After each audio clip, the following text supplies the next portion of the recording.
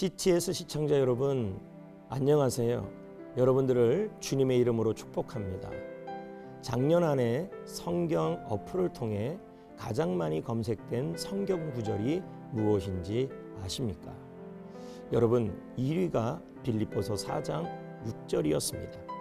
아무것도 염려하지 말고 다만 모든 일에 기도와 간구로 너희 구할 것을 감사함으로 하나님께 아뢰라. 이게 1위였습니다. 그 외에도 이사야 41장 10절 말씀, 두려워하지 말라 내가 너와 함께함이라, 그 말씀도 있었습니다. 그 외에도 마태복음 6장 34절 내일은 내일 염려하라는 말씀도 있었습니다.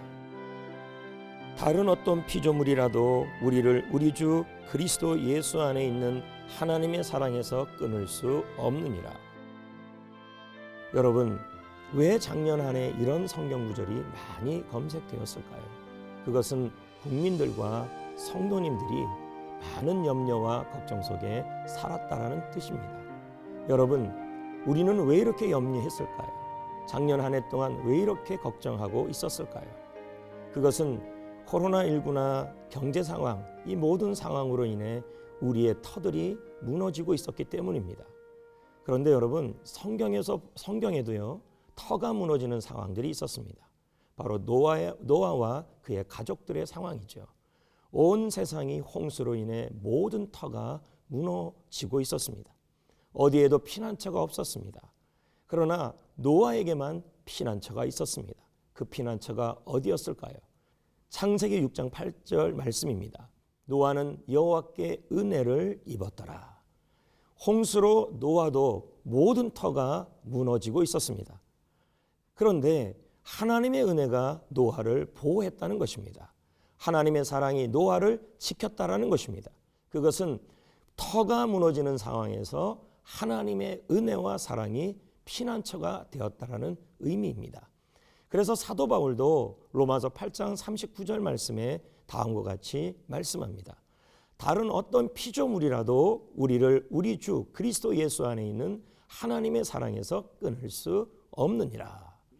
이 모든 것들이 우리의 터를 무너뜨린다고 해도 하나님의 사랑에서 끊을 수 없다라는 말씀이죠. 페리 노블 목사는 말합니다. 두렵고 떨리는 상황을 지날 때면 하나님이 우리를 까마득히 잊으신 것 같다. 하나님이 우리가 죽든 말든 신경조차 쓰지 않는 것만 같다. 하지만 삶의 어떤 순간에도 하나님의 사랑은 멈추지 않는다. 여러분, 코로나19로 경제적 위기로 소상공인들 그 거리 위주의 그런 환경으로 우리 모두 터가 무너지고 있습니다. 그럼에도 불구하고 하나님의 사랑은 어떤 순간에도 끊어지지 않고 여러분의 피난처가 될 것입니다. 신지영 목사도 말합니다. 좋은 상황, 좋은 삶에 새로운 기준을 가져야 한다. 좋은 상황은 더 갖고 더 나아지고 더 높아지는 것이 아니다. 삶이 어떠하든 하나님과 함께 사는 것, 하나님께 붙어 있는 것이 가장 좋은 삶이다. 가장 좋은 삶을 살기 위해 집중하면 나머지는 하나님이 알아서 하신다. 하나님과 함께하는 것을 가장 좋아하는 삶이 가장 좋은 삶이다. 진짜 믿음은 문제가 해결 안 되고 삶이 평안하지 않아도 하나님을 떠나지 않는 것이다. 하나님께 꼭 붙어서 하나님을 믿는 것이다.